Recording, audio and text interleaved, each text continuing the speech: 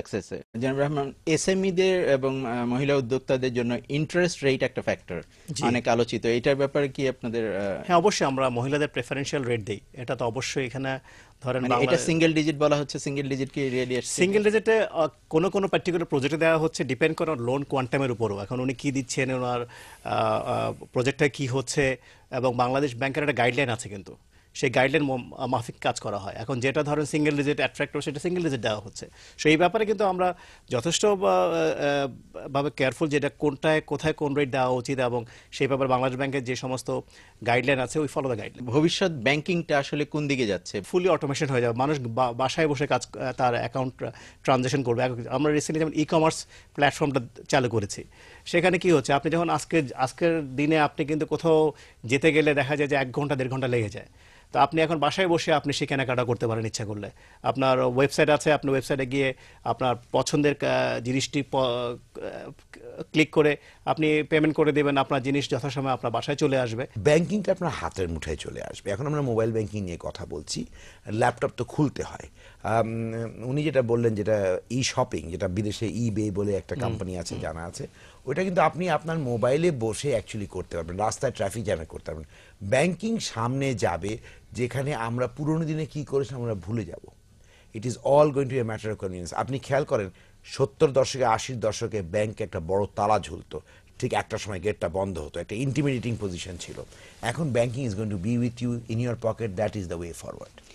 আমি যে প্রশ্নটা এখন সবচেয়ে বেশি আলোচিত, সেটা হচ্ছে শেয়ার মার্কেট এবং অভিযোগ, ব্যাংকারদের দিকে অভিযোগের আঙুলটা আসছে। প্রথম কথা হচ্ছে, শেয়ার মার্কেটে আমি বাজারে শুনছি বিভিন্ন রকমের জিনিস, যে ব্যাংকিং এর কারণে নাকি শেয়ার মার্কেটে ধস নামছে। দুটো জিনিস আমি এটা বলতে চাই, যে আমি এখন রাস্তায় শুনি মানুষের মুখে সিআরআর বাড়িয়ে দেওয়ার কারণে। সিআরআর জিনিসটা কি তারা হয়তো বা বুঝে না। এইটা একটা বাংলাদেশ ব্যাংকের মনিটারি ম্যানেজমেন্ট টুল। বাংলাদেশ ব্যাংকের প্রধান দায়িত্ব হচ্ছে মনিটারি ম্যানেজমেন্ট করা, এবং মনিটারি পলিসি তারা বছরে 2টো করে দেয়, এই মনিটারি ডিরেকশন দেয় এবং টুল। কিছু লিকুইডিটি ক্রাঞ্চ এসছে আমাদের, দুটো কারণে আমি খুব শর্টে বলি, জানি এটার জন্য এতটা সময় নেই। এক হচ্ছে যে আমাদের তো ইকোনমিতে ডিমান্ড একটু কম ছিল ফর ইন্ডাস্ট্রিয়াল লোন। তো হঠাৎ করে গত 3-4 মাস আগে প্রচণ্ড amount of capital machinery LC খোলা হয়েছে, পাওয়ার মেশিনারি খোলা হয়েছে। এগুলো সব ডেফারেন্ট এলসি হয়। তো এগুলো এক হচ্ছে ম্যাচুরিটি এখন আসছে, ডলার কিনতে হচ্ছে, টাকার ঘাটতি হচ্ছে।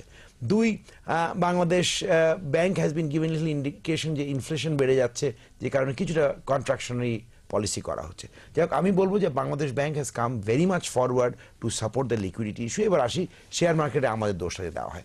আমরা কিন্তু ব্যাংকরা এখন শেয়ার মার্কেটে অপারেট করি না। আন্ডারে regulation of the central bank, এখন যারা যেসব ব্যাংকিং কোম্পানি শেয়ার মার্কেটে অপারেট করে, তারা সাবসিডির মাধ্যমে করে, এবং দোজ সাবসিডিজ আর either stock broking company or a merchant bank company, এবং এই সাবসিডিটা is totally control by a different regulator known as security exchange commission. SME, মহিলা উদ্যোক্তা, শেয়ার বিনিয়োগকারী, এদের জন্য আপনার পরামর্শ কি হবে? এসএমই মহিলাদের যেটা হবে, সেটা হচ্ছে ওনাদেরকে আরও এগিয়ে আসতে হবে।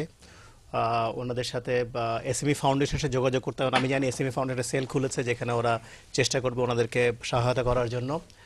আর ক্যাপিটাল মার্কেটে আমার বলতে হবে যে সেটা হচ্ছে যে ইনস্টিটিউশনাল ইনভেস্টর আসতে হবে, মানুষকে ইনভেস্টমেন্ট করতে হবে। আমাদের মার্কেট কিন্তু মূলত ট্রেডিং হয়, এরা মূলত রিটেল ইনভেস্টার্স ড্রিভেন, এরা কিন্তু মূলত ট্রেড করে, আজকে কিনে কালকে বিক্রি করে, যার জন্য দেখবেন যে এই অবস্থার কিন্তু মূল কারণটা কিন্তু আমার মনে হয় সেটাই।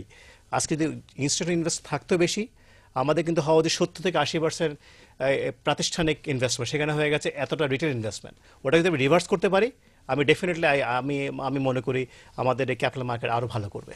আমি একটা কথা বলতে চাই, যে banking sector is very solid in Bangladesh.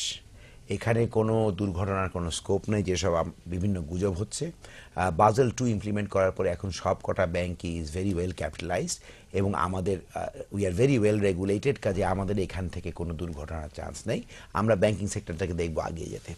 R stock মার্কেটের সম্বন্ধে আমার শুধু এইটুকুই বলার যে প্যানিক না করার জন্য, this market is again going to revive. আমি মাহবুবের কথা যেটা বলছি, যে ইনস্টিটিউশনাল ইনভেস্টাররা যত বেশি মার্কেটে ঢুকবে, মার্কেটটা তত বেশি স্টেবল হবে। ধন্যবাদ আপনাদের প্রাণবন্ত আলোচনায় অংশগ্রহণের জন্য, আমাদের স্টুডিওতে আসার জন্য। কোর ভিশন ফর সাকসেসের পক্ষ থেকে ধন্যবাদ। আপনাকে ধন্যবাদ এবং বাংলা ভিশনকে ধন্যবাদ। দর্শক, আমাদের